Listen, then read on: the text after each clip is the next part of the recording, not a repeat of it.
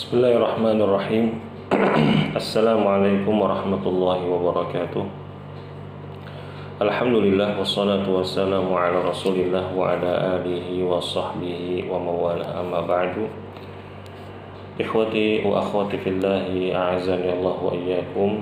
Para pemirsa sekalian yang semoga Allah Subhanahu wa taala senantiasa mencurahkan rahmatnya. Insyaallah pada video kali ini kita akan membahas kembali buku Kaifa takunu miftahan lil khair.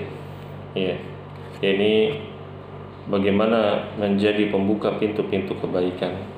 Dan kita sekarang akan membahas pembahasan yang kedua, dan buku ini atau kutaib ini dikarang oleh Syekh Al-Allamah Abdul Razak bin Abdul Muhsin Al-Badr hafizahumullahu ta'ala.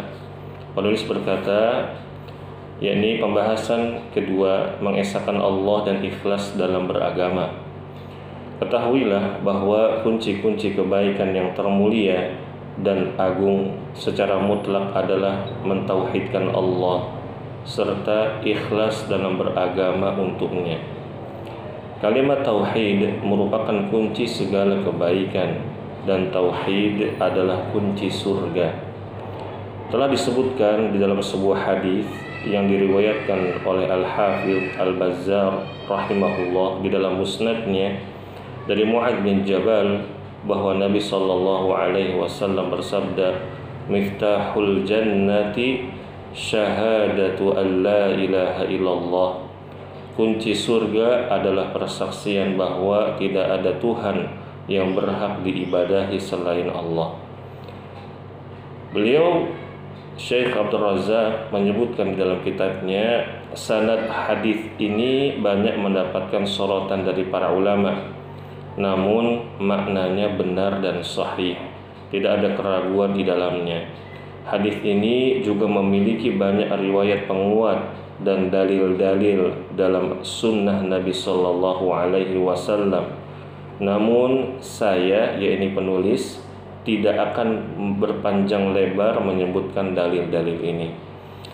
Adapun yang paling jelas di antara dalil yang menguatkan hadis tersebut, yaitu sebuah hadis yang dikeluarkan oleh Muslim dari hadis Umar bin Al-Khattab radhiyallahu anhu bahwa Nabi sallallahu alaihi wasallam bersabda, "Ma minkum min ahadin yatawaddau fayublighul wudu'a aw fayusbighul wudu'a thumma yaqul."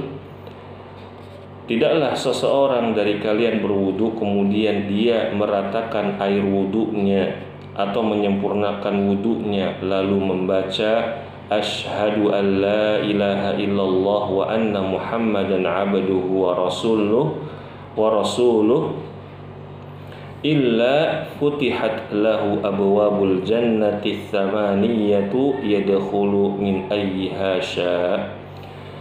Lalu dia membaca asyhadu an la ilaha illallah wa asyhadu an la ilaha illallah wa anna muhammadan abduhu wa rasuluh, kecuali akan dibukakan baginya 8 pintu surga dan dia dipersilakan masuk dari pintu mana saja yang dia sukai.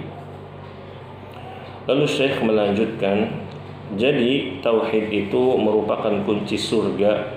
Siapa yang datang pada hari kiamat nanti tanpa membawa kunci ini, yaitu kalimat tauhid, niscaya dia tidak akan bisa masuk surga.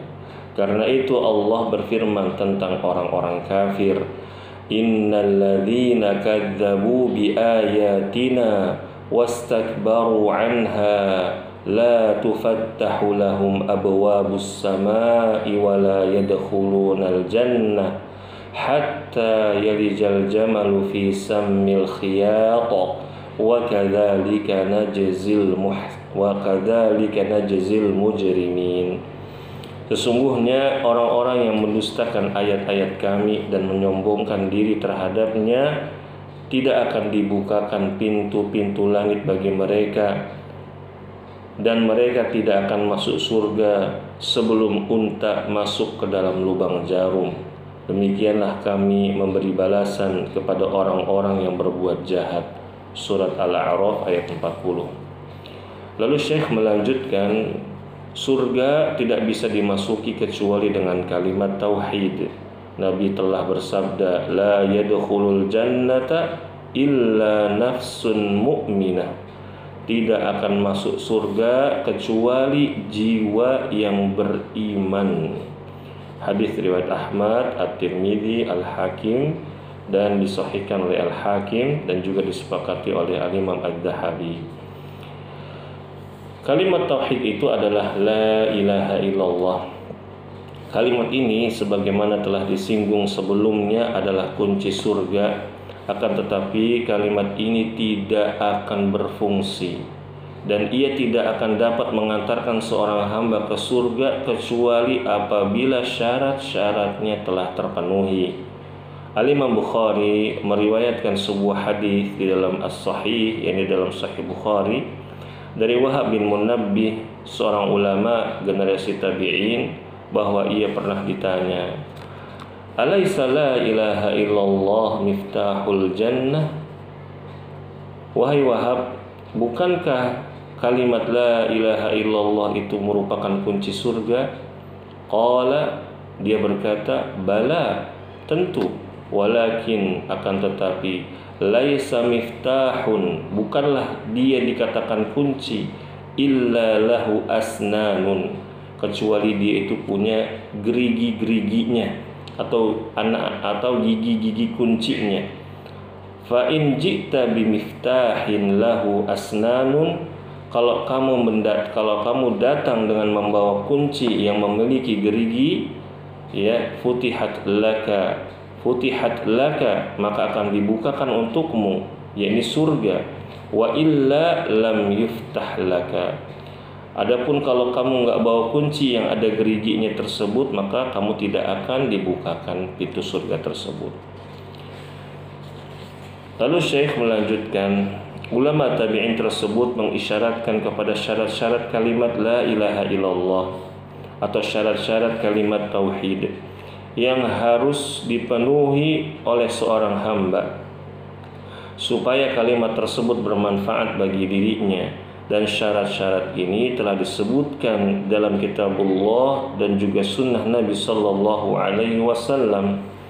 Para ulama menyebutkan bahwasanya syarat-syarat kalimat la ilaha illallah ini ada 7. Mereka menguraikan dalam banyak dalil terkait dengan syarat tersebut di dalam kitab-kitab tauhid.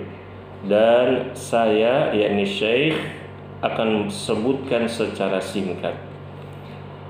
Syarat-syarat kalimat tauhid yang pertama adalah mengetahui arti kalimat la ilaha illallah dengan mengingkari semua yang disembah selain Allah dan menetapkan ibadah hanyalah kepada Allah dengan pengetahuan yang menafikan kebodohan.